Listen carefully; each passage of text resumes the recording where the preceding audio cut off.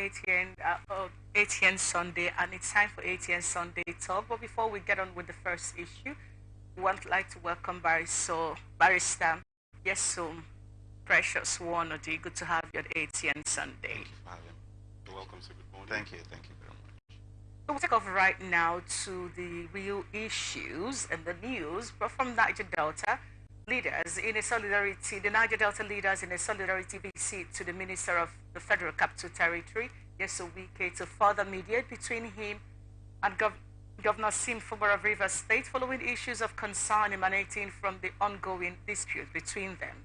In a statement issued by Dr. Kingsley Cook on Saturday on behalf of the 60-member delegation of prominent Niger Delta leaders, led by Professor A.W. Obianime, a former president of the Ijaw National Congress, said, as Lagos State is very dear to the Southwest, so is Rivers State to the Niger Delta. This is because as an injury to one is an injury to all. We feel justified to condemn the macabre dance playing out there. We join PANDEF, INC, IYC, MOSIEN, MOSOP, Obaki Pere, and all other responsible bodies in the Niger Delta in condemning the mischievous attempts at the State House of Assembly to impeach the state governor on frivolous grounds of gross misconduct. It is quite unacceptable to us and to the entire Niger Delta. Any person, authority, or group of persons involved in stoking this fire is strongly advised to desist from it and allow peace to reign. The group further notes that Wike, as a political leader in Rivers State, wields the influence to broker peace as both the executive and legislature consist of his political prodigies. They will listen to you when you talk to them. All eyes are on you. Be the peacemaker that you are and do all you can to timely quench this fire before it becomes devastating. The consequences will do no one any good. It will not also speak well of us as Rivers people in particular and Niger Deltans in general. Your silence, speaking to former Governor Yeso Wike, said your silence in this matter will not be golden and the world will think you are playing the ostrich. Okay, this is like, aside well, for those who visited the FCT minister, aside of PANDEF leader by Edwin Clark, this is like the very direct, this is it. We're not making a joke. They actually went to visit him. It's not like they're speaking to the press. This is like a direct conversation. Fix this. It is in your court to fix this. Let's get to have you elucidate further on this. Well, I think in the angle of the Wike being the leader of Rivers politics, and in extension Niger Delta, whenever it comes to issues of crisis, particularly rocking in, not political party in this instance, because Governor Fubara is not the governor of PDP, neither is he the governor of any particular political party, but the governor of Rivers State. So Governor Wike, being the past and immediate past governor of Rivers State, stands very tall as a leader in the state. And we all know the role he played in terms of politics, particularly the role he played in terms of ensuring the emergence of the governor and the emergence of all other key stakeholders and leaders in Rivers State. So in that light, I think he stands in that position to ensuring that the peace, tranquility is the order of the day in Rivers State, particularly when issues of this nature has arisen. And for the time being, we have not known what amounts to the gross misconduct. The members of the delegation led by Kingsley Kuku has stated that is for unknown or for baseless grounds for gross misconduct. I would say that to my own mind, there is none already at the public glare. There is none known to the public as a grounds, because one of the criteria, the issue of impeachment is a constitutional issue, which the Constitution clearly specifies the reason for impeachment of a governor of a state or his deputy.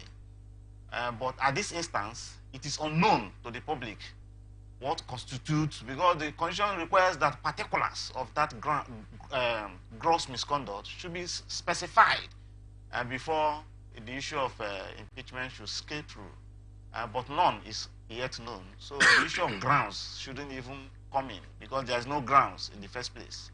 So that is what I have to say.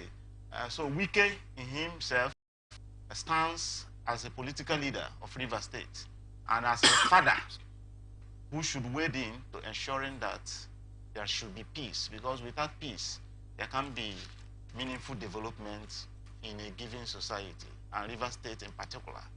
So I think that call for him to wade in is not out of place. All right, thank you very much. You know, the solidarity visit by the Niger Delta leaders to the FCT minister is something that is quite commendable. Yeah. Yes, but looking at their message is quite direct, and what can we make out of this message, considering the FCT minister that Nyesom Wike, who has actually also been direct to express his feelings towards his political structure in the state? Do we have this message to an extent to actually quell the situation between him and the incumbent governor, Fubara? Well, the coming to issue of political structure, nothing should be a reason for destabilizing the peace of a state or of a society. Nothing. The law is very clear in Asari Dokubobe that when whatever issue that arises and issues of national security comes in play, that national security takes precedence over any other issue. It's a matter of priority, urgent priority. In fact, looking at what is going on, it is something that is a time bomb which is waiting to explode. So if care is not taken and if caution is not exercised, you see that even the structure you are talking about will even be destroyed. So what we should be talking about is peace first, to ensuring that there is peace. The structure will always be there. Politics, this is not a time of politics. Like borrowing his own words, the words of Governor Wike, the now Minister of FCT, political party is a vehicle that conveys everyone to where you want to go to. And whenever you go to your destination, you are light and then start doing governance. So this is a time of governance. So for governance to actually take place, you must have peace, security of lives and properties before governance will thrive and meaningful development will come into play. So the issue of structure in this instance shouldn't come in because we are not in the era of politics. This is the era of development. This is the era of leadership from his own point of view. Okay, one of the things that in the course of Nyesom Wike's deliberations or emotional outbursts on all of this issue, beyond the issue of structure, said nobody can threaten me. Now it seemed like this Niger Delta leadership team, there seemed to be a subtle threat, like they took it to his domain. Sir, you have a responsibility to fix this, fix it. There was no room for like what the Rivers State, the so-called Rivers State elders did. I didn't know there was anything like that anyway until now. So Rivers State, the Elders Forum, yeah, they were basically pushing the blame on Fubara and all of that. But these people are saying, we are not open to negotiate this with you. Fix it. For a man who said nobody can threaten him. Remember that President Tinubu have also weighed in into this now, and he now made further a statement. Now that the Niger Delta leadership have taken this stand and to his domain, what do you think we're going to expect from the FCT minister, considering that the governor of Rivers State have also come out to apologize, to say this is the best way for us to go about this, let's shade our sword and all of that? Do you think that the FCT minister is going to take a cue from what Fubara has done and what these people are asking him to do? Well, talking about what I think of what decision he has not taken, I don't know what is in his mind. But to me, I would advise, the only thing I would do is to advise that the Minister of FCT to key in into the peaceful disposition of the governor, who has already come out to apologize. And the apology is to the extent that he recognized the fact that the FCT minister is his leader, you know, his political leader. And he also said in one of the conversations, I think the visitation by the head of forces, like the army, the head of naval staff, the chief of naval staff, and the rest of them, and the air marshal, he stated that it's a battle between between father and son. So he recognizes who is the father here in this instance and who is the son. He recognizes himself as the son, and then recognizes Wike. That shows that the leadership reposes on the current minister of FCT. And also, what leadership entails is that sometimes you should, for the purposes of everyone and for the interest of peace, for the interest of for the interest of indigenes of River State, particularly, and for the collective peace of Nigeria as a whole, I think the current minister of FCT should wade in and then embrace the peace, the peaceful disposition of the governor of the state. No, owing to the fact, although there is no person, I of a person, no matter what you stand for, definitely I will defend myself when I see something of that nature coming up. An impeachment coming up. I will do something to ensure that I stop it, which he did. No reasonable person will allow himself to be impeached in that manner. So, which he did. Okay? So, the issue there is that the most important thing is that Fubara himself, being the governor of River State, has realized, after all, Wike is one who made him the governor of the state. In fact, if he did not recommend him, he wouldn't have been a governor. So, keen on that, and knowing full well that the governor himself is not somebody who has held himself out to fight him. And he has shown it by apologizing within the context of what has happened recently. So I think being the leader, the father is one who beats someone with the right hand and then according him with the left for the interest of peace and development of the state. So that's my single advice. Okay, we'll keep having the conversation as always and hope that peace reign on both parties now. Right. Labour Party has thrown its weight behind calls by the Nigeria Labour Congress to redeploy the Imo State Commissioner of Police, Stephen Olarewaju. The party, in a statement issued on Saturday by its National Publicity Secretary, Obiora Ifo, was reacting to the alleged attack on the Nigeria Labour Congress NLC president, Comrade Joe Ajero, in the state. Recall that Ajero, who was in Owerri on Wednesday to mobilize workers for a protest over unpaid salaries in Imo State, was allegedly kidnapped by the police and brutalized. The leadership of the NLC and the Trade Union Congress, TUC, had on Friday issued a 5-day ultimatum to the federal government to remove the police boss over his alleged involvement in the attack. The Labour Party, while reacting to the attack on Ajero, said the police structure in Imo State must be rejigged. There's supposed to be some serious reactions towards what happened to Joe Ajero, and this is coming from the Labour Party, calling for the redeployment of the Commissioner of Police right there in Imo State. So let's really try to understand, if this is actually the right reaction, is this the right direction that actions are supposed to be taken regarding what happened to Joe Ajero? Well, I think we have different. Before answering your question, I think we have different stories coming from different persons in this regard.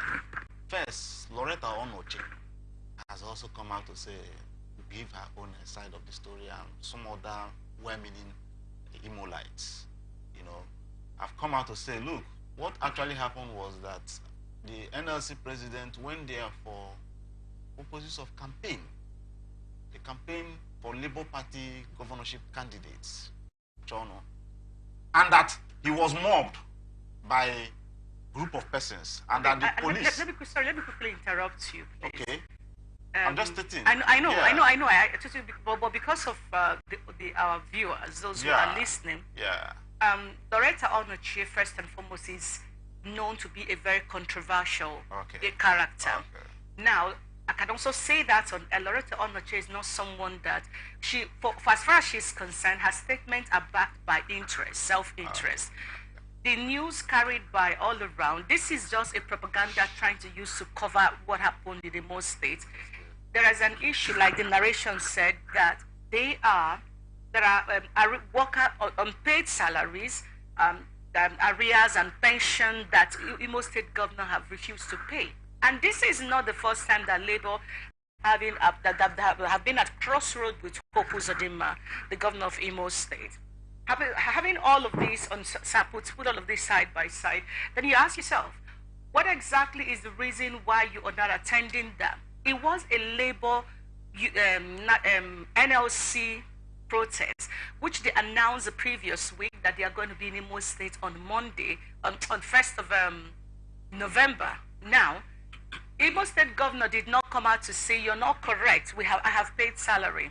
How come when they got to Imo State, you now have thugs that are known to be working for the governor attacking him? So Loretta Onochi, with all due respect, is speaking for herself, for her belly, for her pockets, and I dare her to say other, because she was not there. Okay.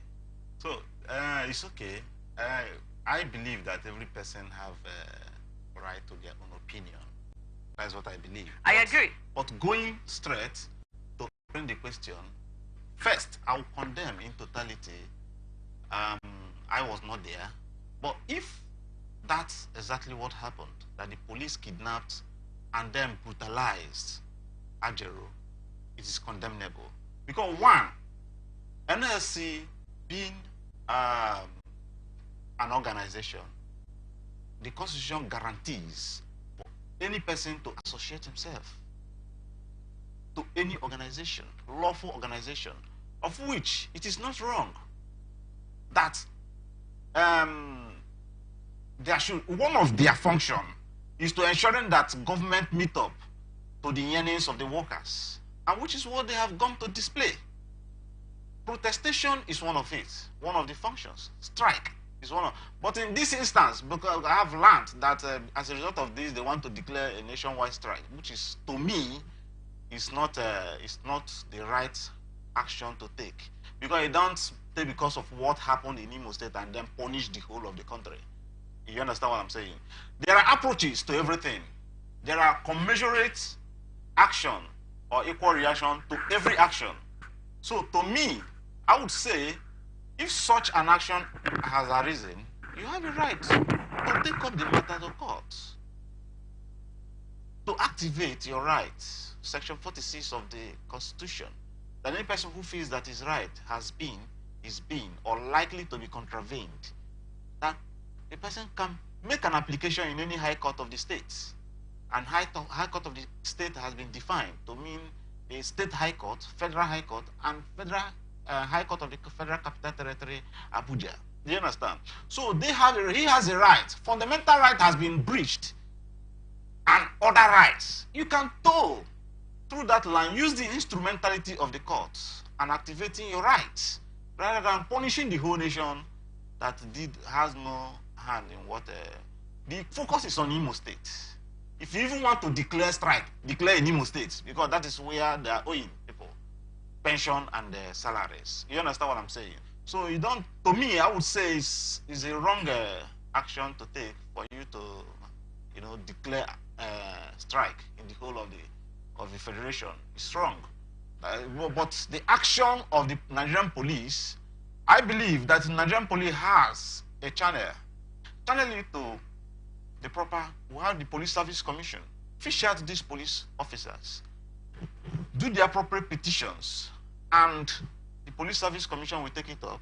And where I have seen it in every strata, where some police officers who are found wanting of brutality have been punished. Some of them ripped up, some of them dismissed. So there are channels towards, solving some of these issues rather than punishing everybody. That is my take. Okay, here is another angle to the Joe Ajero is the president, Nigerian Labour Congress, and not just the chairman, Nigerian Labour Congress, Imo State. Now, Nupeng says threatening to go on nationwide strike. I think other labor unions have also joined them. TUC, they've also joined them, which is part of the second story. we're going to take right now. But so the angle is this: if you can attack our president, then nobody is safe. So they are not saying they are going to strike Imo State. It is the position of Joe Ajero, which is a national issue. But like you said, you're also suggesting that instead of going on nationwide strike, the best bet should be to go to court. Again, if you say someone should go to court in Nigeria, and NLC particularly, considering their history with government, how much faith do they have that the government that controls the country, the ruling party, is the one that hopes that they might still a member? It's the same court that we saw that we had scheduled a ruling for 5th of October, shifted it to I think 23rd of October, and then there was no hearing, there was no proper notice. The lawyers got to court because there's a query. Oh, it's not supposed to be even contesting. It's even supposed to be the governor. It's a case at the Supreme Court for almost 3 years plus. And so, is that the court you think that these people will have faith in? Well, our courts have several occasions shown strength in their decisions in the past. Also, even in military era, during the military regime, Otimegwu Ojukwu versus the military government of Lagos State, where the court, when his property was seized by the then military government, it was through the instrumentality of the courts and the law that he used to activate his rights and then got back all his properties. And it was there the Supreme Court laid down a very good principle, which is subject of judicial precedent today. Please, are those judges still the same judges? They are human beings. There are human beings. No, I know you're learned gentleman. Yes. Are no, those truth, judges? the truth in the issue are they is still that the ones we are seeing today? See, the truth in the issue is that okay, the judiciary is a different arm of government. True. Which does not, which we do not have, the executive do not have direct control over. Is that correct? Whether we like it or not. Is that correct? Who appoints the Supreme Court justices? Supreme Court justices, like I have said. Who appoints the state chief judge? Now, let me answer. Okay. The Supreme Court justices, or the justices, judges, and the state's chief judge of states, and it's the appointment takes different procedures, and it's not only limited to the executive. The three arms of government plays roles in the appointment. You understand? The Constitution says that the president appoints, with respect to federal judges, subject to the, and then the National Judicial Council would then recommend. It is the National Judicial Council that will recommend for appointment before the president will appoint, and then confirmed by the National Assembly or the State Assembly, as the case may be. So the three arms of government plays vital roles in the appointment of a judge. You understand what I'm saying? So every judge I'm not saying in every field of endeavor, both in the executive arm, who have the corrupt minds. Are you hearing me?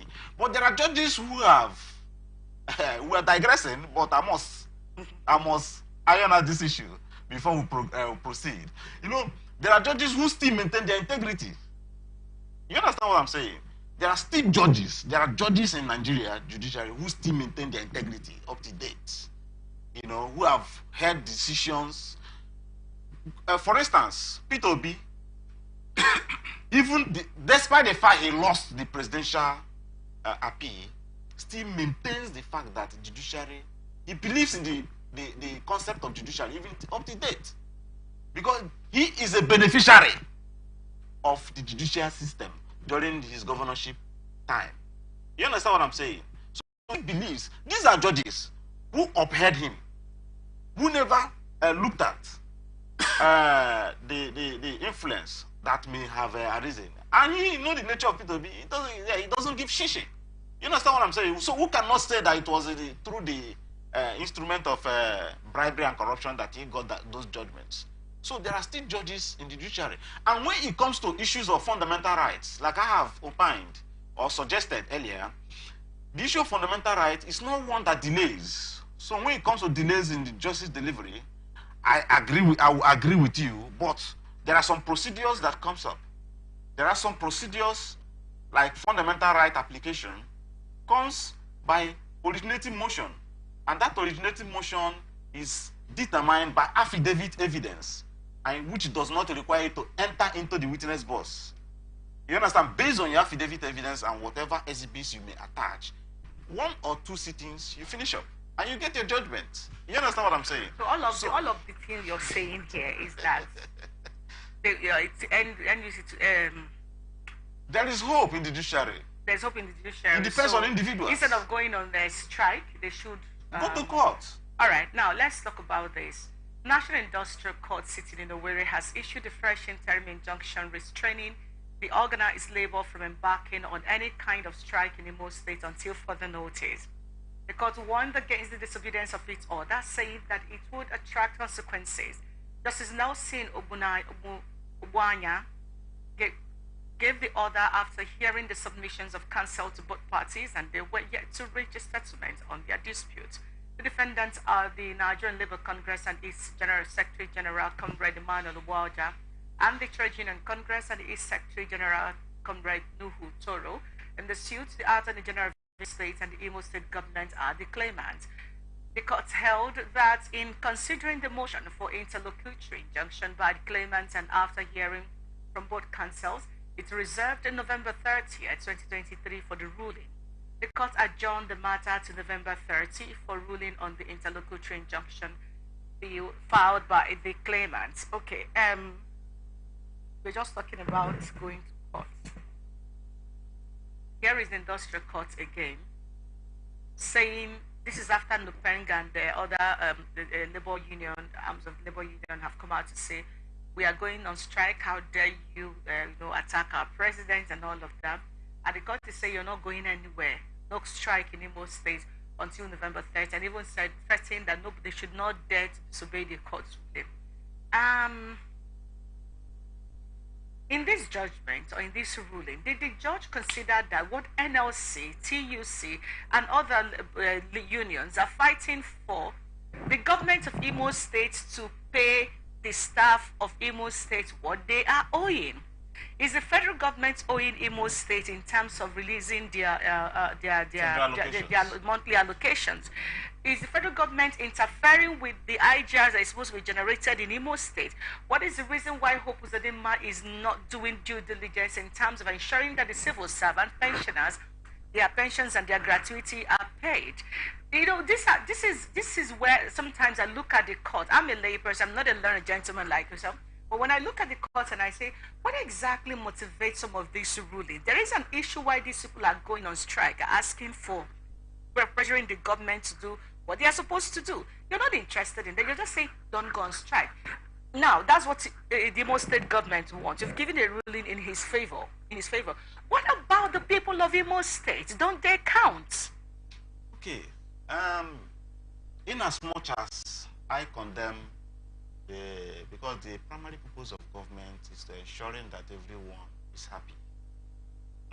True. Yes. The overriding happiness of everyone is the essence of governance. And anything short of that, then there is no governance. Now, coming to the interim injunction, at this stage, it is an interim injunction pending the determination of motion on notice, which has been adjourned to 30th of November. Now, the interim injunction is an ex parte application which has timeline within which it's not a judgment per se, but a ruling saying, look, hold on.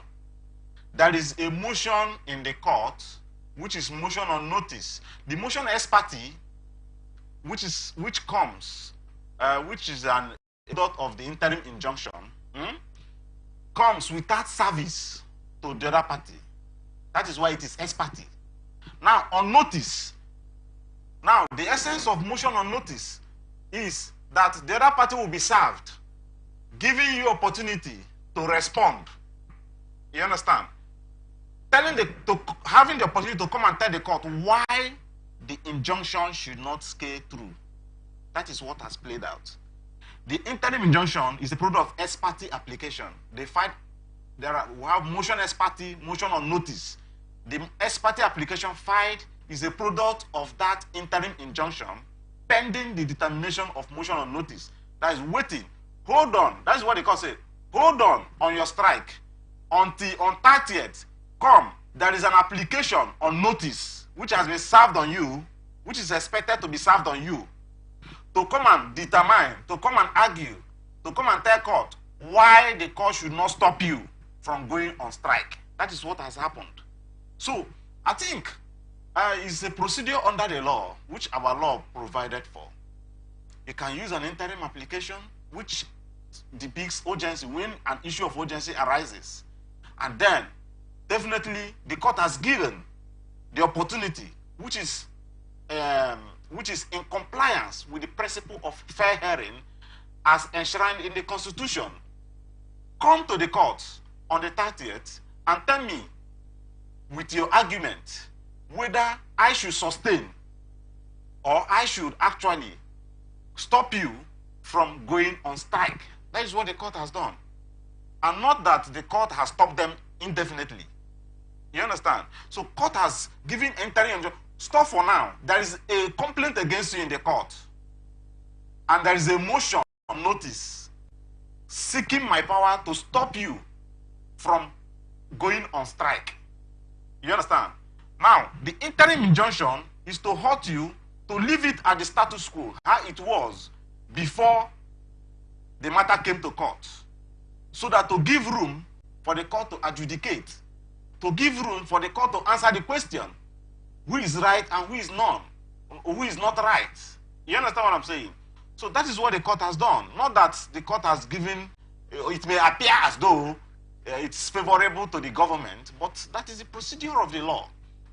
And the main application, which is the main injunction, which is depictive of the motion on notice already filed and pending before the court, has not been taken. The essence of the interim injunction is to allow them, both parties, both the labor union and the government of Imo State, to come and furnish reasons or why the injunction should scale through or not to scale through. That is what is before the court. That is what the court has done. You understand? So it is not absolute until on 30th, when they will come and take the argument. The court may rule one way or the other, may refuse. The injunction may also allow it based on the argument before the court. So just before we wrap this up now, this is a court ruling denying labor unions the rights to protest for the workers who are lamenting, and it's been quite some time. Now, while we are looking at that, ask yourself again, okay, so you don't want them to go on strike. You have NUPENG and other labor unions threatening to go on strike on the 8th. With such position being taken by the courts, which you have taken your time to elucidate on, and other issues, the other time they wanted to go on strike, and the industrial court said no. They did that with ASU, and up till now, President Tinubu have promised at least offset 4 months of the old salaries of during his predecessor. If you put all of these together and ask yourself, and I'd like to ask rather, what happens when labor decides to disobey the court order and insist on going on strike? Well, disobedience. Because we have seen this happen Yes. Disobedience to court order. A court is an institution provided under the law. It's a creation of the law. And labor union is also a creation of the law. You understand? So, we have institutions and direct institutions created by the Constitution, which specifies the institutions that should be consulted, the institutions that you should run to whenever issues of dispute arise. So, any person that disobeys court orders, what? It's disobedience of the rule of law. You understand what I'm saying? Because your action at that spot will then become a nullity. You will be acting illegally anything contrary to the law is illegal. You understand what I'm saying? So, being a body created or a creation of the law, an LLC, it is expected that whenever court gives an order, you have the opportunity, go to the court. Go to the court. Or if you are not satisfied by the decisions of the court, we have the appellate court. Go to the court and then make your application to upturn that order, the pending order. If the Court of Appeal refuses, go to Supreme Court, where you have 7 justices or 5 justices, as the case may be. If you don't have favorable judgment, go and sit down. That is the law. You see, when you say if you don't have favorable judgment, go and sit down, that is the law. I bring to bear again. There are rights of individuals. Labor is not fighting for labor because they want to show that they are to demonstrate their unionism or what have you. There are reasons every time labor goes on strike. There are reasons that, for instance, they've even been threatening to go back on strike because the federal government on their part are yet to fulfill the grounds for which they postponed this, they shifted the strike or postponed it the last time, which is still that confusion, that threat and that confusion is still ongoing. And now the NLC president has been attacked. Ulenti has been taken abroad for treatment. I don't know how severe the situation is. They don't know what the doctor may have prescribed. So if you put all this if you look at put all of this on the table and ask yourself, is the Nigerian government, whether through the courts or otherwise, ready to make sure that there is peace in this country? That labor union is not forced to, go on strike because what it costs the country economically and otherwise. What has the president said about attack on Joe Ajaero? What has the Labour Minister, Jonah, said about the attack on Joe Ajaero? What has the National Assembly said about the attack on Joe Ajaero? These are the questions. Imagine Hope Uzodinma, for instance, saying that Joe Ajaero went there to campaign for, which is what the Loretta Onochie lady is pushing across. They could have killed this man. He could have been dead. And of course, we'll not be having the conversation we're having right now. What is even the reason of allowing talks to get into where you know that you didn't raise any doors to say, oh, I've paid salaries, I'm not owing salaries and all of that, when they gave this announcement about a week ago. So all of this, bringing it to the table, I ask again, do you think that the government of Nigeria is genuinely ready for governance? Or are all of this some sort of charade? Because they seem to be, from the courts to the government and all the arms of government, they seem to be forcing labor to actually shut down the country. Do you see any other option they are giving them? Okay, it's a very good question. Now, I think the current, what made labor initially wanted to embark on strike nationwide was the issue of what are your plans after removal of subsidy? What plans do you have for workers? And now, the current supplementary budget of 2.17 trillion naira, which has been passed by the House of Representatives, inclusive the breakdown of that supplementary budget: 1, security, 605 billion naira. We have the agricultural sector, 200 billion. We have 210 billion for the 35,000 naira as agreed by the federal government. You understand what I'm saying? And 400 billion for transfers to very poor persons in the society. I think 25,000 naira they have agreed to do so. So I think that has been included in the supplementary budget. If talking about why they wanted to go on strike and talking about what government has done with respect to ensuring that issues of striking or the issues of labor is taken care of. To me, I would say that this is a very young, although the notion of citizens and even the unions, the labor unions, is that government is the same. You understand what I'm saying? Because government being a continuum, the past government have failed us. So that notion has always been in us. So that is why if they are fighting, they think that the present government will also act the same way. So as a result of which they push further. So now, this is a very young administration. Just some few months in governance. So I think having made these moves is sufficient enough to show that the plight of the labor union is being taken into consideration, and then government is doing something about it. So if government is actually doing something about it, why talk of strike? But with respect to the Imo State, because what is brewing now, the labor is not complaining of the federal, but what the labor is focusing is what is happening in Imo State. No. Which is highly condemnable. No, they have, before Imo State happened, Labour have also been reminding the government, the federal government, hey, we had an agreement. Yes, which the federal has taken steps by the supplementary budget. Well, you are saying they have taken steps by the supplementary budget. Yes. I don't think that was all they were asking for. Of course, President Tinubu did promise 4 months salary, which we all applauded, which is, that's one of the best things I think he would have done in his in the first year of his administration, ensuring that these lecturers get their pay. That's on one side. The palliative distribution is another side. The federal government have also launched a CNG center of late. However, Labour's interest is how does all of this interpret to the man on the street? Because at the end of the day, if this is not reflecting how much we buy fuel, this morning the guy who took me to work said fuel is almost 700, and they don't have a choice but to buy it.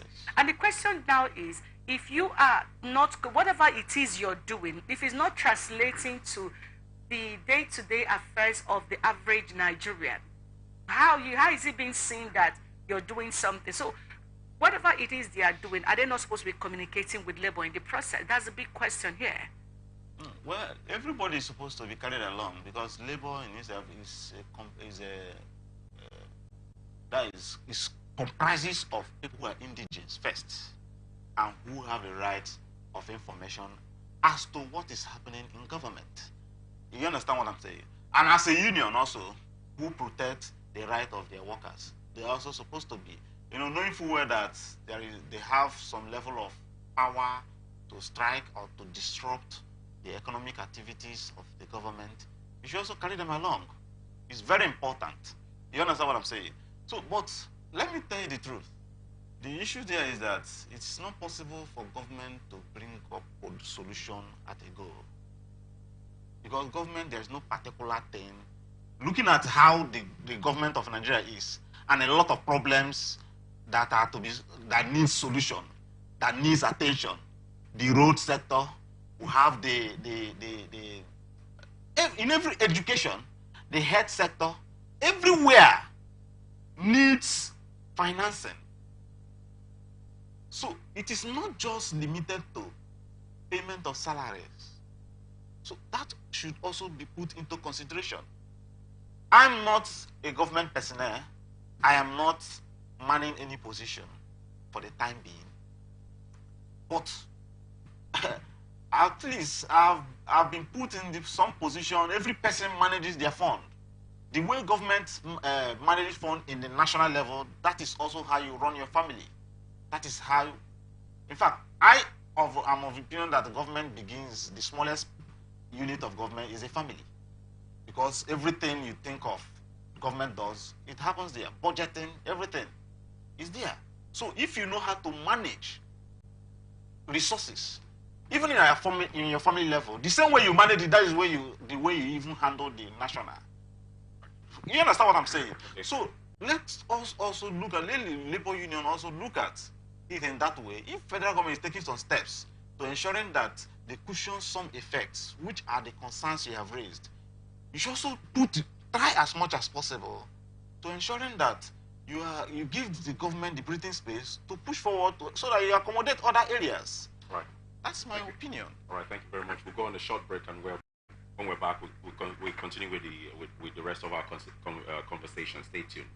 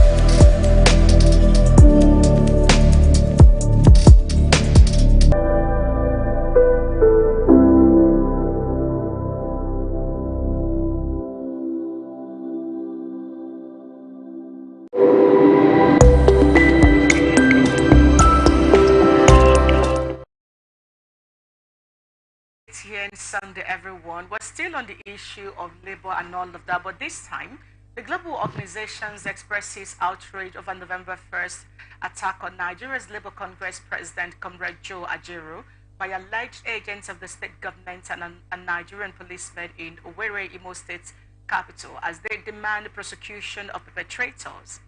Now, the labor organizations are organizations of trade unions of West Africa, the Tunisian General Labor Union, Italian General Confederation of Labor, the International Trade Union Confederation, and many more. Otua, who is the African organization, said in a statement by its executive secretary, John Oda, among others, said against the background of the negative image that Nigeria has endured in recent times as a result of the wrangling among the political elites of our country, it is disheartening that the APC government in Imo State has no qualms in carrying out this scale of dastardly attack, which once again put Nigeria in the news as a country where the trade union leaders are battered for daring to protest against several months of unpaid wages and sundry labor relations issues. We in Otua had wrongly believed that this dark era in labor relations ended with the Obasanjo regime, which was the last time an NLC president, Conrad Adams Oshomole, was brutalized by state security agents and detained by the police in early 2005. The alarming thing about the attack by Mr. Hope Uzodimma against the NLC president in connivance with the Nigerian police is the deployment of well-armed thugs who were recruited by the government of Imo State. The undersigned is currently attending a Continental Trade Union Forum in Johannesburg, South Africa, where I am bombarded with inquiries from colleagues around the continent, and Nigeria descended to this all-time fascistic and brutal law in labor relations. This is indeed horrific. Otua holds Governor Hope Uzodimma responsible for whatever happens to Comrade Joe Ajaero in the duration of his time as governor of Imo State. We call on President Bola Ahmed Tinubu to call Governor Hope Uzodimma, who is his fellow party member, to order.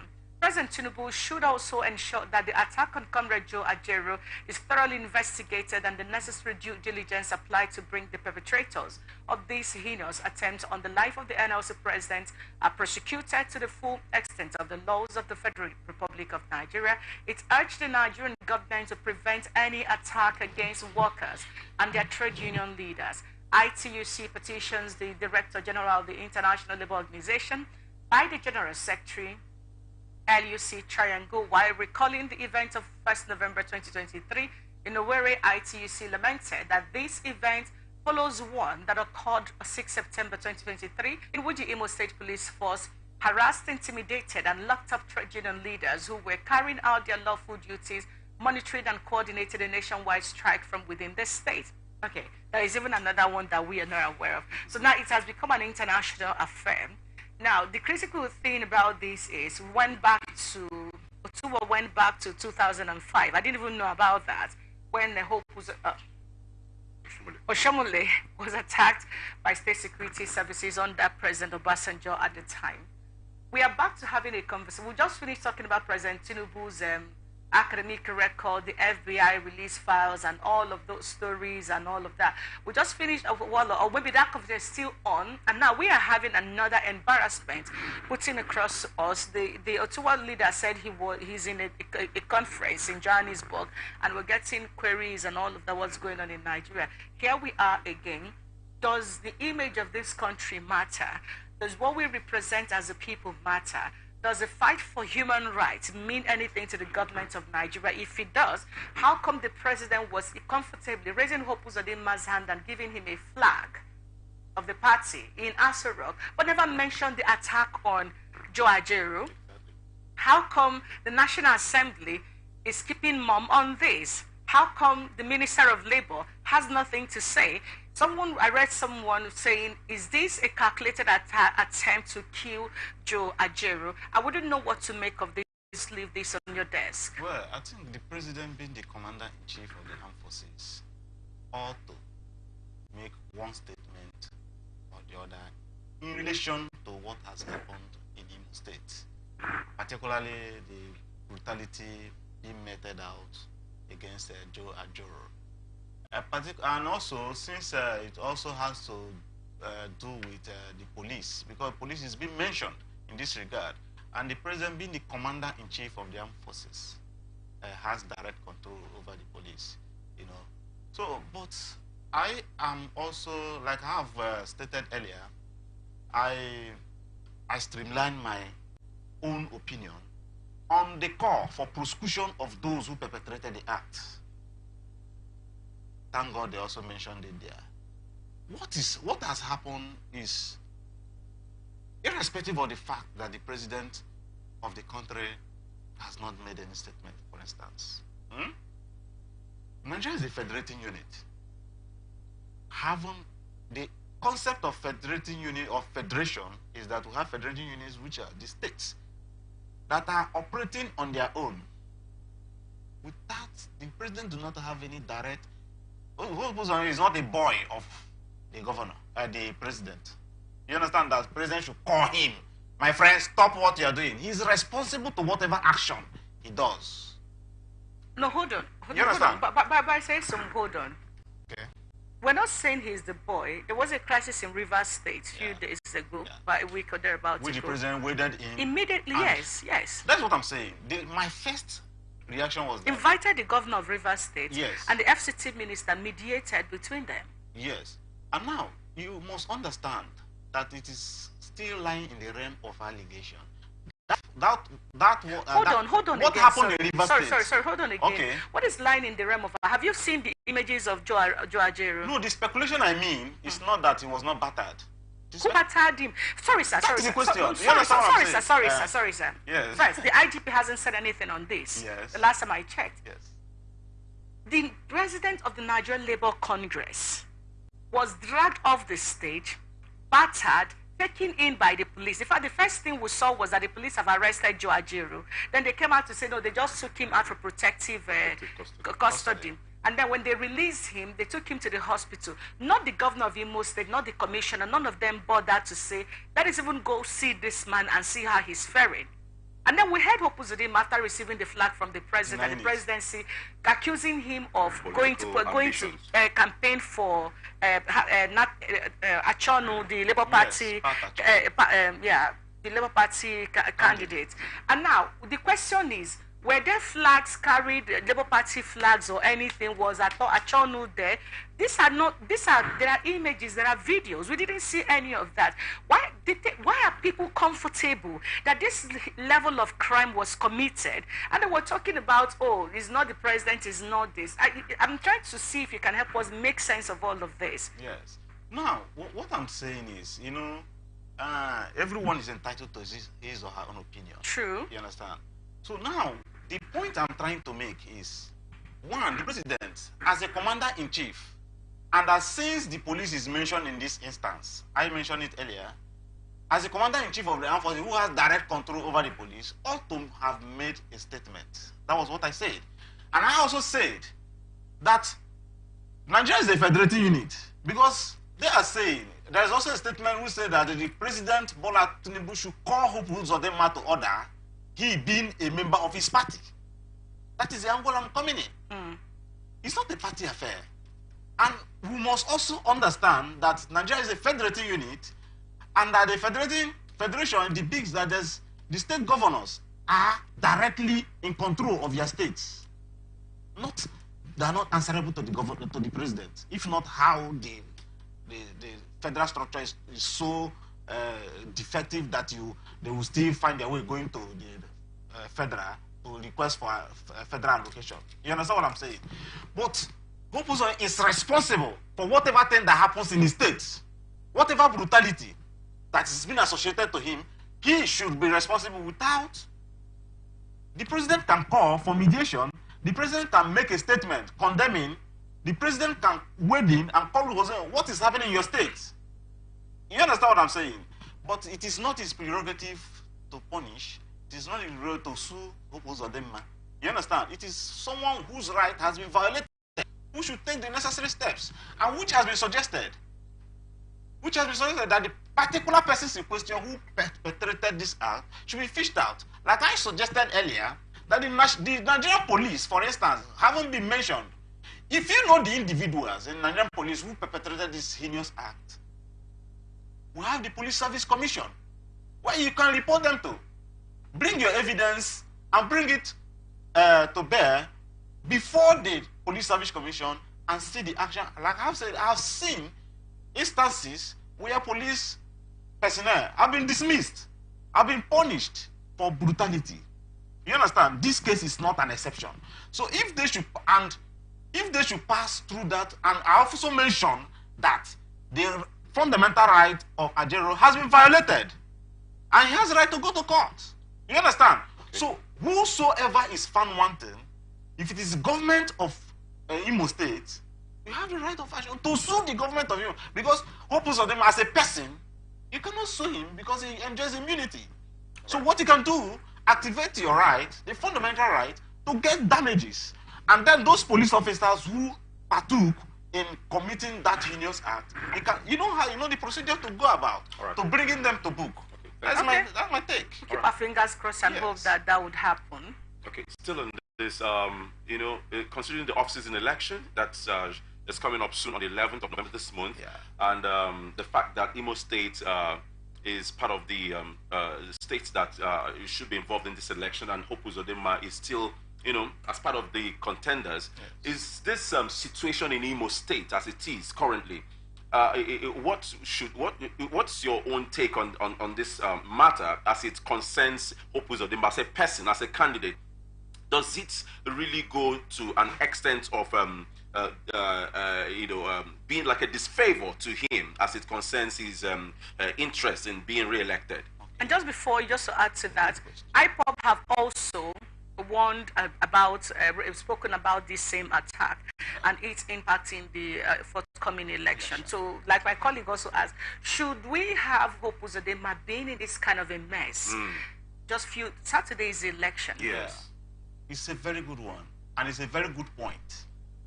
So, election is a democratic process that is being decided by the indigenes, at this instance, by the indigenes of Imo State, and those who reside therein. You understand? So, all this is playing out. If it is in a workable democracy, a democracy where I will implore the electoral umpires to ensure that there is free and fair and credible election, to put in place to ensuring that everyone is given fair play in the electioneering process. These issues are issues which are capable of bringing down the electoral fortune of a candidate. And in this instance, Hope Uzodinma, ordinarily. But we know how elections are being run in Nigeria. But we pray such a scenario should not play out in Imo State. All right. You understand what I'm saying? Some of them also always bank on rigging the election, rigging their way, and they will tell you go to court. You understand what I'm saying? And at the end of the day, the courts will have seen. Does not help matters. Yes, the courts have been helpful. Okay. But you cannot rule out, I have always said, you cannot rule out the fact that there are bad eggs in the system. True. That is what I've always said. Right. Okay. Thank you very much. Let's get straight to the next conversation. Governor Yahaya Bello of Kogi State has approved the immediate disbursement of 497 million naira for the payment of the 2023 WAEC examination fees for students enrolled in the state's public schools. The disbursement is also in realization of the administration's recent pledge to provide free education for primary to secondary school, a level within Kogi State's public schools. A statement on Saturday by Chief Press Secretary to the Governor, Mohammed Onogu, noted that this resolute step reflects the administration's dedication to ensuring that every child has the opportunity to access quality education regardless of their socio-economic status. Among the schools that will directly benefit from this WAEC fees initiative, the Kenya has the highest number of students with 1,867 beneficiaries. It is followed by local government area, which has 1,569 students, and Okene 1,345 students. In total, 15,033 WAEC students will benefit from the Kogi government payment. What a good news to hear. This is actually what it's supposed to be. 2 days to the election. I love that. Yes. A lot of good wills are really, panning out because you really have to sell something good for people this period of time, especially when it has to do with Kogi, even Bayelsa. If you don't have some good thoughts on your head and you know how to play the game, I mean, I don't know who is going to listen to you in this election if we're actually going to have a free, fair, and credible election. So, you know, looking at these public schools per se, it's quite encouraging because when you look at the fees, you know, most times when you get to the exam classes, you pay all through. First, second term, you pay everything at once, including the WAEC itself. So I give it to the government, but I just want you to react to this. Is this actually supposed to be just for the public schools alone, or the private schools, are they not supposed to have some aid from the government? Well, private schools are businesses run by private individuals. Our government... But there are schools in the states actually giving scholarship. You know, there are also schools in the states, and it's a good name for the states when you have some of these good private schools. Yes, that is correct. I know the angle you are heading. You know, because the government is responsible for every indigent and every citizen. You should ensure that everything, irrespective of where you find yourself in pursuit of your education, you should be a beneficiary. That is the angle you are heading to. But I must state that you know, government is not directly in control of private institutions, but the people in direct control of that private are the owners, the proprietors. You understand what I'm saying? Who defines? But I should also think that there are who determine what their school fees are. You understand? But there are some level of there are some instances, like the issue of registration, WAEC registration, and which government should at least, you know, wade in and ensuring that everyone benefits. Like the case of Kogi State, you know, declaring a particular fund for ensuring that everyone in the state who wishes to write WAEC should be registered. I think you can do, you know, targeting in such a way that it should not only be benefited by the students in government schools. Exactly. But the issue of school fees, I cannot assure you that the government will go and start paying. No, school fees is out of the question here. Now, because what we're talking about is free education generally, and free, and not just limited to writing of WAEC, but ensuring that you know, free education is being assured for persons in primary to secondary school in case of Kogi State. But I must state, like you have pointed out earlier, that this is coming right when the electionary period is at hand. You know, so what is the sincerity of government towards ensuring that this is brought to the people? Okay, just while you're on this, Barrister Yesum, can you help us again, see if you can, define the term vote buying? Yahaya Bello has been this is his second term as the governor of Kogi State. Yeah. We're not writing WAEC now. Yeah. I think the first set are already done for this year. Why are you laughing like this? The first set, the one for this year, I think they are done. They are done with WAEC, if I'm not mistaken.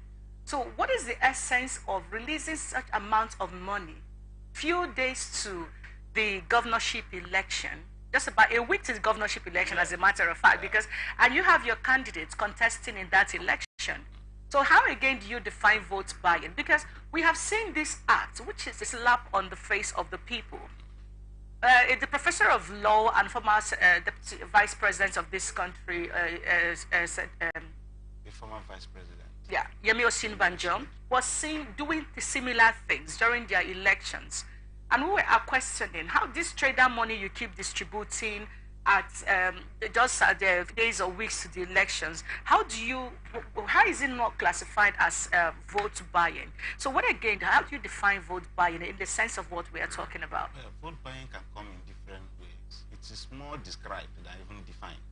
Okay. Because it comes in different ways. It can mean at the point of casting your vote, you are given a particular sum of money to be induced towards voting or casting your vote for a candidate other than who is your choice. You understand what I'm saying?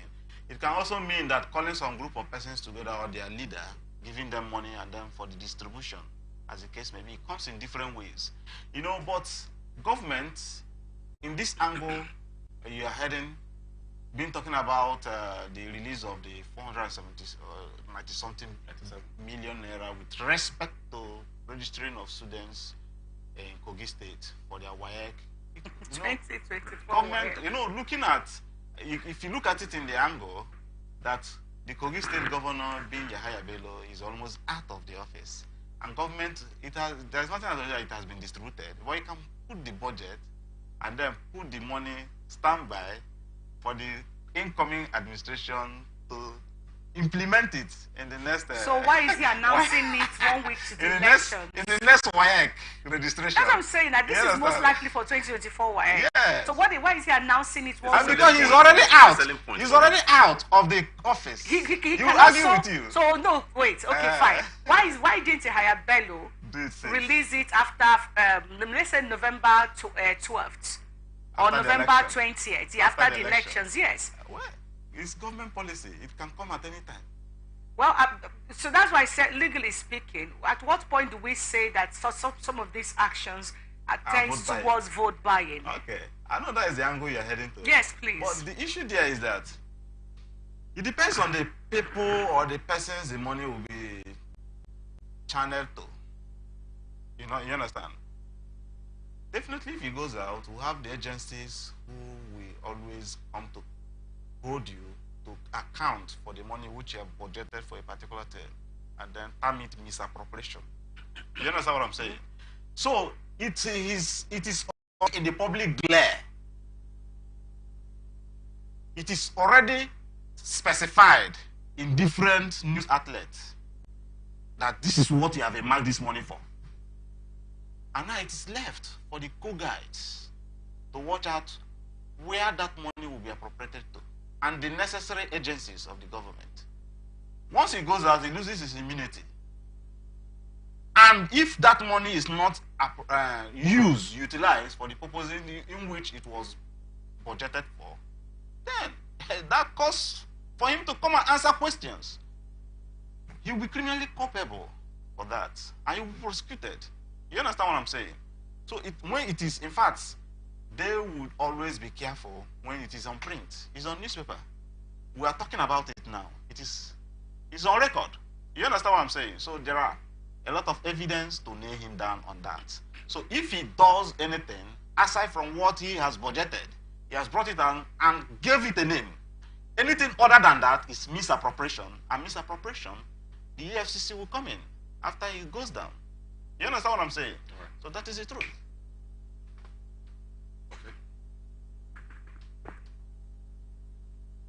All right, let's get to the National Assembly.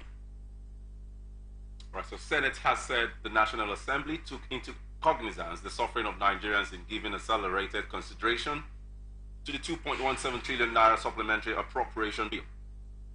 The Vice Chairman Senate Committee on Appropriations, Senator Ali Ndume, gave this explanation in a chat with newsmen in Abuja on Saturday. He explained that passing the budget within 48 hours was a patriotic duty.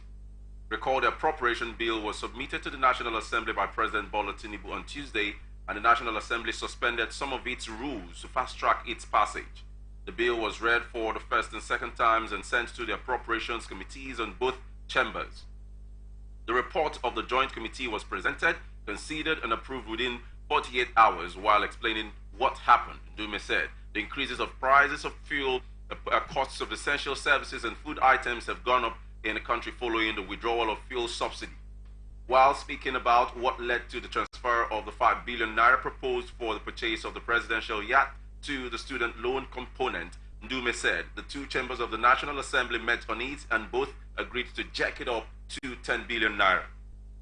All right, we are really looking at National Assembly this time around, and with what we have before us, I really like to pass it straight to you to have your take on this. Yes, my take on this is first, for them that 5 billion naira being appropriated initially for presidential yachts, in the first place, what were they thinking? What did they want to use that for? What the Navy? What is the business of Navy with the presidential yacht? And what does the president want to use the yacht for? Is it to the best interests of the Nigeria? Is it to the best interest of the current economic situation? So thank God for democracy. Thank God that people spoke out. You understand? And thank God that they have listened to the yearning of people and then, decided to include it in the students' loan. Instead of 5 billion, making it now 10 billion naira, which is good. But what I have to say, the students' loan, which has been increased to 10 billion naira, there should be transparency in ensuring that students get to this loan. You understand? The right policies should be put in place and not playing politics as usual, determining whom to get it and whom not to get it. You are not a member of my party. That is what happens. You are not a member of my party. You are a member of my party.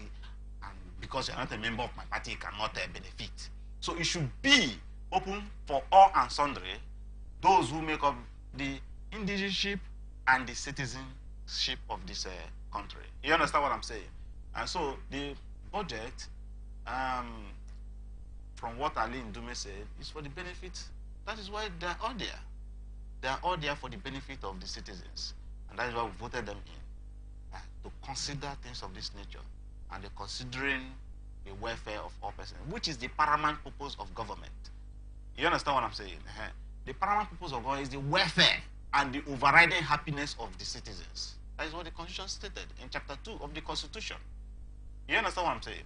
So anything other than that, then there is no governance. That is my reaction to that. All right, let's look at Rep's the issue of the census. We also have it immediately after the elections and now. So House of Representatives Committee on Population has pledged to work with relevant stakeholders to ensure a smooth conduct of population census in the country.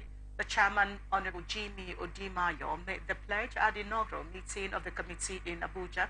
Odimayo said his committee has a mandate to ensure comprehensive and effective national policy on the nation's population statistics and demographic data, while discussing that the performance oversight functions of the National Population Commission and other related agencies is focal to the mandate of the committee. The chairman said that developing strategies for implementation of the policies, including their financing from local and foreign sources, is also a part of its mandate. He said the committee will leave no stone unturned in the discharge of its responsibilities on any matter referred to it by bringing its competencies to bear in every issue.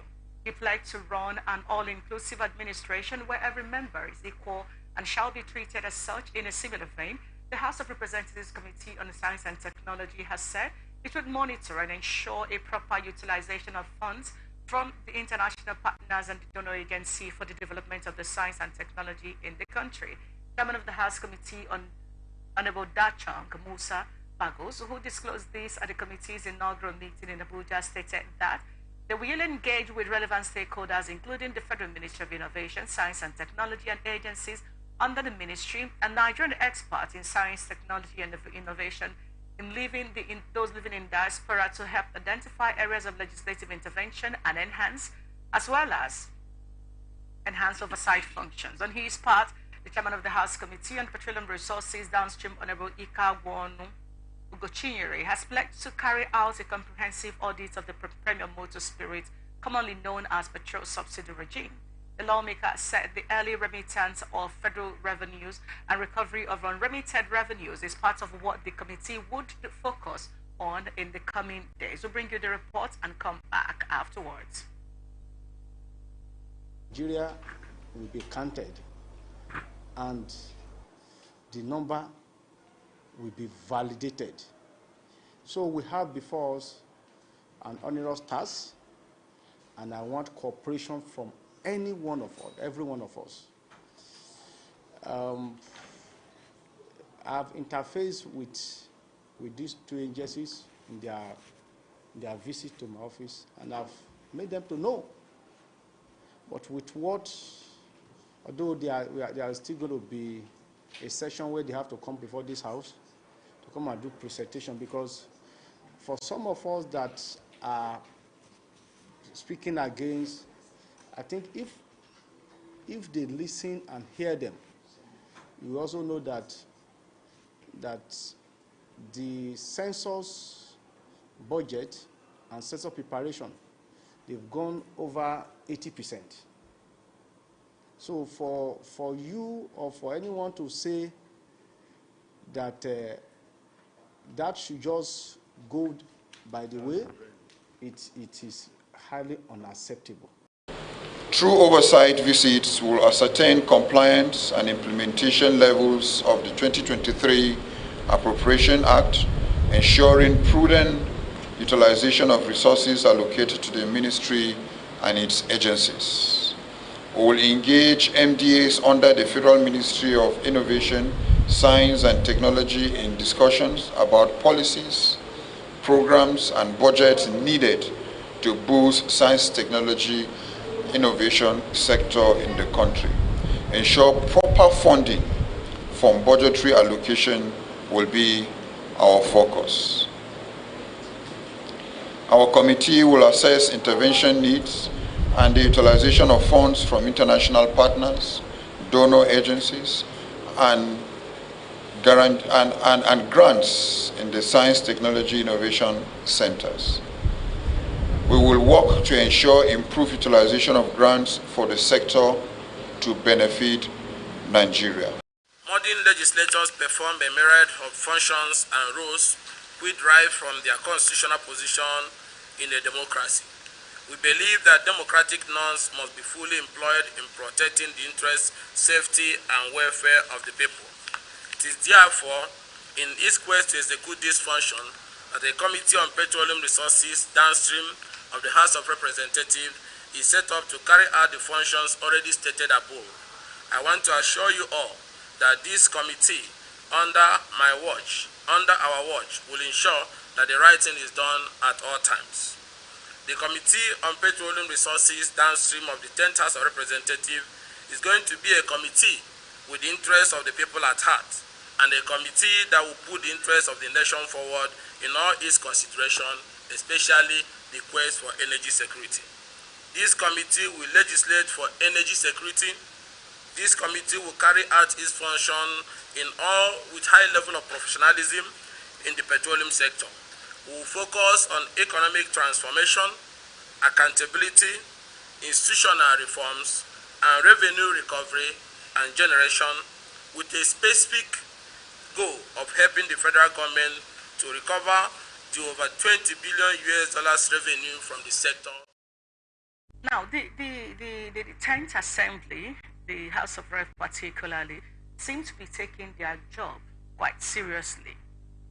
The level of meetings and committee activities that we are seeing play out is commendable, no doubt about it. But how much of this do you think, from the census to the ICT to the quest for international collaboration, how much of this do you think can translate to tangibles that will impact directly on the life of the people beyond the assembly meetings and committee activities in the House? Well, the essence of the legislative committees and even legislative intervention when it comes to issues of funding and appropriation is that they perform oversight functions. You understand what I'm saying? But implementation is for the executive. To implement those funds that have already been appropriated is the executive to bring it into bear. So the functions of the National Assembly is specified under the Constitution, and anything contrary to that will amount to acting ultra vires.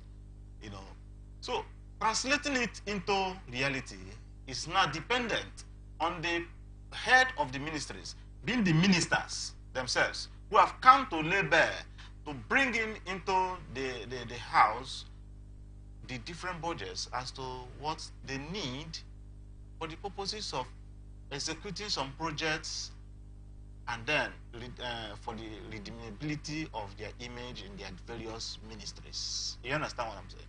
That is the essence of it. So if the committee should also follow up in terms of reminder, it is nothing wrong. It's part and parcel of the oversight function. So as that which we have approved for you, what have you been able to implement it? Look, we appropriated this to this. You are not following the proper appropriation, because we are part and parcel of the appropriation, and we are part and parcel of the approval stage for the implementation. So when these are not done, the institutions are there to call them to order. Ministers are not part of the people as the constitution have given immunity. You understand? Even right when you are serving as a minister, you can be, investigated, you can be tried. You understand? So the institutions can come in handy, can use the instrumentality of the law enforcement agents to checkmating these people, to ensuring that all these things appropriated are being met. You see that they will step on to ensuring that they do the needful towards implementation of the budget has been appropriated, be it technology, be it the census. And so I've also heard, with respect to the census, where they have debated severally, some of the opinion that since the census should be held this year, some of the opinion that it should not because of the daunting situation of the security nature in some part of the country. You understand what I'm saying? And so they should look at it and then know what is best to ensuring that. Well, to my own opinion, I would say those areas that are not being affected, definitely whatever budgeting you're making, whatever money you spend, it's going to be expended with respect to the level you have been able to cover, with respect to the counting of houses and individuals. You understand? Then, with respect to those places that have security issues, they can postpone it for the time being. Leave out the outstanding with respect to the money that is remaining. Then attack those places when the security situations are. All right. All right, thank you. The last population census we had in Nigeria was since 2006, and it was also scheduled to take place April 2023 this year. Yes. So are there some kind of challenges that are different from the challenges that we faced prior to now that actually should be put in the know that we should be mindful of as they are preparing for this census? Apart from the security situation is one of them. Two, the issue of the weather condition. They should also be timeous as to the time to go about this, because the issue of census calls for the issue of accessibility to the people you are going to count. We all know that there are some seasons when flooding ravages some communities and chase them away. Some places in Delta states, some places so it is also good to timeously know when all this flooding comes up so that these cannot be hindering factors. Also, the deployment of technology should also come to bear, so as to enhance and quicken the process of counting of people and houses. Thank you very much. Let's get straight to the next conversation. The Nigerian Safety Investigation Bureau seeks the general public support to achieve a successful and credible investigation of the air crash that occurred on Friday night, October 3rd, 2023, at the Ibadan Airport runway 22 that involved a private jet owned by Flint Aero. The Bureau, in statement on Saturday by Dr. James Odaudu, the agency director of Public Affairs and Consumer Protection, and made available to newsmen, says the Bureau needs public assistance via video clips of the incident, relevant evidence, and other information that would aid its successful investigation of the accident. The statement further reads, as the investigating agency, NSIB, needs and hereby solicits for assistance. We want the public to know that we would be amenable to receiving any video clip, relevant evidence, or information any member of the public may have of the accident that can assist us with this investigation. The Bureau further craved the public's indulgence in respecting the privacy of those involved in the crash, stressing that assumptions should not be made on the case of the accident till a formal report of the incident is released. It maintains that the Bureau will appreciate that the general public and press respects the privacy of people involved and not assume the cause of the serious incident until the formal report is released. The statement promises that the Bureau will release a preliminary report as soon as possible. It added that there was no fatality All passengers and crew were safely evacuated, the statement concluded. Recall that the aircraft with 10 passengers and 3 crew members on board was en route Ibadan from Abuja. The aircraft on final approach to landing runway 22 Ibadan Airport crashed short of the runway. Okay, we first of all thank God for the safety of the passengers, as few as they were, but it's of concern to also look into the possibilities of what might have contributed to the crash. So I'll leave it to you to give us your reaction on, why this kind of experience and incident could have happened. Well, I must state that the members of the Bureau who are carrying out investigation as to what has actually happened, calling to the members of the public shows ineptitude in their function. Why did I say so? There are ways to finding out all these things. It's not possible that every person should be with their video asset and then know that such a thing would happen. From the information, this thing happened at the airport because the airplane veered off its runway at Ibadan Airport. It means it happened in airport. Are there no CCTV cameras that are capable of capturing this event? You understand what I'm saying? Rather than relying on the video clip from the members of the public, is it possible that maybe someone who has decided to board a plane or someone who is inside the plane should be taking video clip at the Now, what you do is still boil down to the deployment of technology.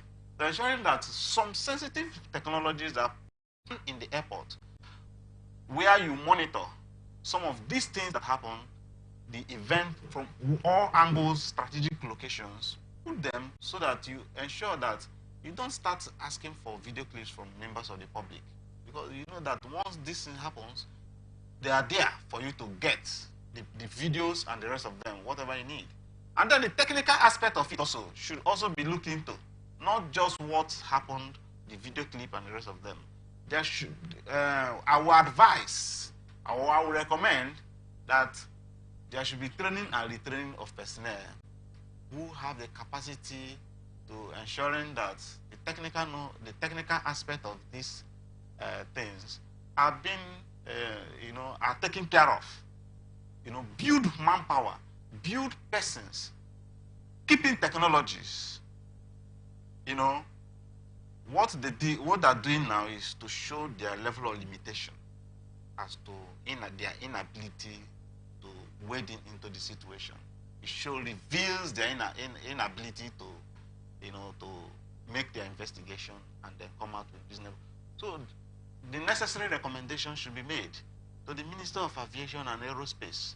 Look, this thing that happened, we had limitations. And what are the limitations? We could not see the video clips. And what recommendation will you make to the Minister of? There is need for us to man CCTV of high resolution capacity. All right. Speaking of the need to get the aviation sector working, Aviation and Aerospace Minister Mr. Festus Keyamo during a one-day stakeholders meeting, the first since he assumed office, read the Riot Act to the chief executives of aviation agencies under his ministry, following the signing of performance bond with other ministers serving in President Bola Ahmed Tinubu's government, says he is under obligation to perform. The minister in the meeting said, "We had a 3-day retreat with Mr. President, all the ministers. At the end of the day, we signed a performance bond. I also signed my performance bond yesterday, 2 days ago, that is. So if you don't want me to get sacked in the next few months, you need to support me." Speaking to the aviation agency CEOs in attendance, Keyamo said, "On this side, it is either I get sacked or they get sacked. So it is a race to who will survive. That's what I have told all my CEOs. Somebody must die first before I die. I will take you down." According to Keyamo, the purpose of the retreat was to receive inputs from you as technocrats and players in the industry. Your inputs will add value to the roadmap of focus and area that the industry will prioritize to make our aviation sector world-class and meet the aspirations of Nigerians and all aviation stakeholders. We should desist from game blame and focus on solving the problems in the industry. As you're aware, Mr. President has unveiled his economic plan, the 3-year economic revival plan that emerged from his inaugural Federal Executive Council meeting. It's anchored in an 8-point focus areas targeted at addressing Nigeria's socio-economic challenges. It seeks to move away from the frenzied borrowing of the last government to check the unacceptably high jobless rates, achieve economic growth, prosperity for all, and end poverty. He said this, we as an industry will factor into our own focus areas for the development of the industry and turn the economic development of our nation. That you will recall that following my appointment by Mr. President Bola Tinubu, I had gone on inspection of the Nigerian airport, Lagos and Abuja. I set up a task force for the relocation of foreign airlines from the old international terminal to the new terminal, following the state of this repair of the old terminal, which does not speak well about Nigeria as a people. The task force has since submitted their report. We are looking at their recommendation for possible action. I'll stop here. I just want to quickly, because of our time, bring this here to say, you signed a bond to deliver, and the people that will help you, you're already threatening them. We are all going down together. Nobody is dying. I'm not going to die, then I'll drag you down together. These are the experts that you need to survive, that you need to avoid being sacked. Kiamo has been a lawyer, an activist, and renowned one, has been a senior advocate of Nigeria, served in the former previous government, and he's serving in this government. He said that he has not learned anything when it comes to communication in the corporate terms. He said that there's nothing to learn, because these guys may just decide, okay, small boy, you want to come and challenge us or sabotage you. Why do you have people in public offices not think through or have professionals advise them on some of these things they do when it comes to public speaking? Well, yeah, when it comes to, it depends on individuals. The fact that you're a professional does not change. First, you are what you are before you became a professional, a medical doctor, a lawyer, or whoever you are, or a senior advocate. So you have some of these things boils down to the environment you are brought up, your upbringing also. You understand what I'm saying? So it will always reflect, irrespective of where you find yourself. It will always make manifest whenever you find yourself in any position of authority. The you in you will always manifest. You understand what I'm saying? But in this instance, looking at the angle he's taking it, you know, he feels that that is the way to put them on their toes, to start working, to start making necessary recommendations. But there are other approaches you can follow without threatening anyone. You understand what I'm saying? You are the administrative hub, at the administrative position to overseeing all the technocrats. There are people who are rooted in this aviation industry, who are CEOs already, who have been there for years. Yours is just administrative, overseeing them. So what you have to do is to work in synergy with them to ensure that, definitely if you see any person who is working contrary to what is expected, there are instruments to doing it. Query the person, where the person is going aside from what he's supposed to do. You know, there are ways to, matching head to head to people and making them be on their toes towards ensuring that they do what they're supposed to do without necessarily threatening them. You understand? So by the time you put up all these measures in place, policies in place, and some actions and reactions, you see them doing what they're supposed to do without necessarily, insulting any person or without necessarily threatening any person of a sack. You understand? Obviously, he is at the position to ensuring that every person is looking at his performances, and his performances cannot be actualized without these people. These people definitely will have to contribute to his success as the Minister of Aviation and Aerospace. All right. So